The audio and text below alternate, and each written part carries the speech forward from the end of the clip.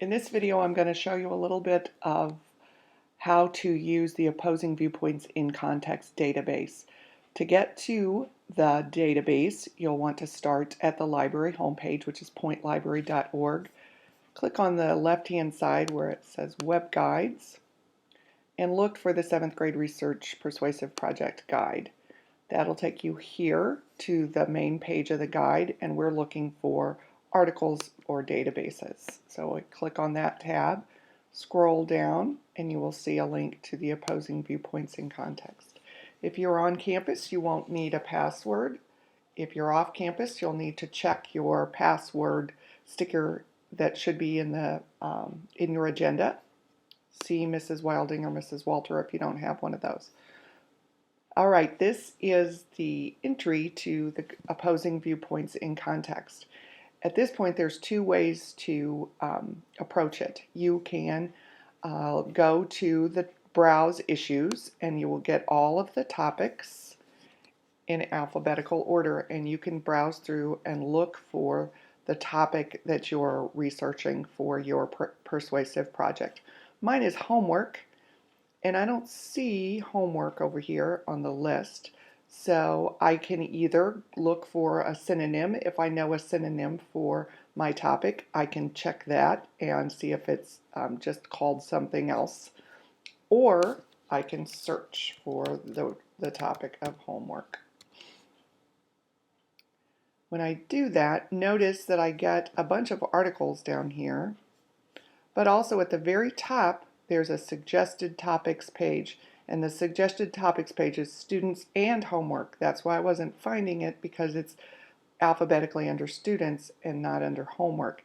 If your topic has one of these suggested topics pages, then click on that page. That is the best place to start if the database includes a topic page on your topic.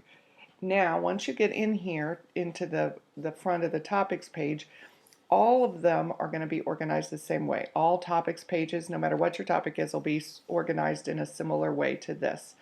At the very top, you'll have an overview article. It's the beginning of it, and then you click to read the rest of it. If you are new to your topic, the overview article is an excellent place to start to get background information about the topic and what the two sides or more are arguing about. And so that is a good place to start if you're brand new to your topic.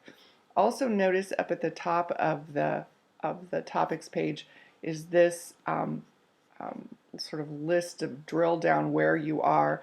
If you get way down in there and you just want to go back to that topics page, you can always come up here to these are called breadcrumbs, and it can take you back to any point where you were along the trail, just in case you get in the middle of it and you want to come back to the top. So read the overview article, and then you'll see a list over here of all the rest of the things that are on this page. So viewpoints are like opinion columns or editorials.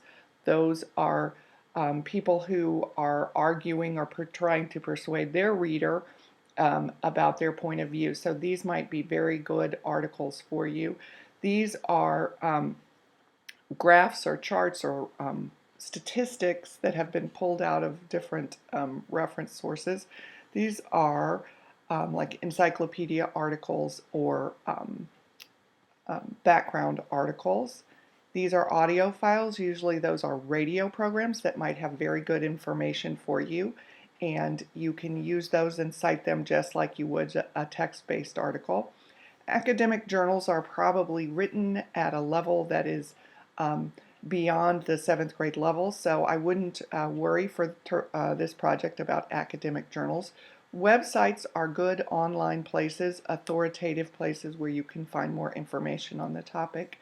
Then in the right-hand column, you have more viewpoints, some images, magazine articles, newspaper articles.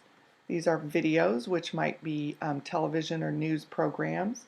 And then up here, related topics. Let's say this topic isn't quite what you're looking for. You want a broader one or a more narrow one. These are other topics pages that are related to the one you're looking at. I'm going to get into one of these types of sources so I can show you a few more things. I'm going to click on magazines to go to this list of 65 magazines. You see only 3 are listed up here, but in total there's 65. So if I click there, it'll take me down into the magazines. And then there are different ways to sort these 65 magazines depending upon what's important to you. So let's look up here under the sort by drop-down list. Let's say you've been having a hard time finding anything that was current. So if you click date and let it sort by date, which it already is sorted by date, you'll notice that it puts the most recent articles up at the top. So March 14th is just about a month ago, so this is a very recent article. So if date is the most important thing to you at this point and it meets your needs the best, you can sort by date.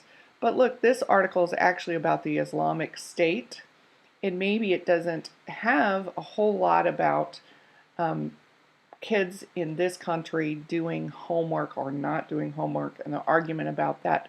So maybe it just has a little something about homework, but really mostly it's about a different topic. So maybe I need to sort by relevance. That's going to take the articles that are mostly about homework and put them up at the top. So you can see these up here now at the top are all things that have even homework in the title of the article. But let's say I'm concerned that I'm not finding relevant information for me because I'm finding articles that are too hard for me to read. So maybe I want to sort by content level. Once I do that, you'll notice that all the ones at the top have these green dots. In Opposing Viewpoints database, this icon over here to the left of the title gives you an idea of the reading level, and if you point your mouse at that, it'll tell you that this is at a basic reading level, the green dots. And when you get into the yellow squares, they get a little harder to read, and then if we kept going, we would see red triangles, and those are probably written at a college level that's probably too difficult for our topics, our project that we're working on. So if reading level is the most important thing for you, you can sort by content level. So let's look at, I'm going to go back and sort by relevance and get those homework ones back to the top. So here's an article from Education Week that is about homework loads, expectations and reports of homework for public school students in the 1st, 3rd, and 5th grade. So I'm going to click on that. Even though it's just a brief article, I'm going to click on this to show you a few things about how that once you get into the article you can do. Now let's say you've skimmed and scanned this article and you know that you want to read it and find information for your paper. So before you do that, you're going to want to put the citation for it into your Noodle Tools project. To do that, you click here where it says Citation Tools, and once you get in there, there's 2 things that you're going to need.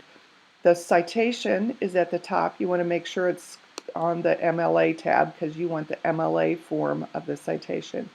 The citation is up here, and you would copy that and paste it into your Noodle Tools project, which I'm going to show you how to do in a different video.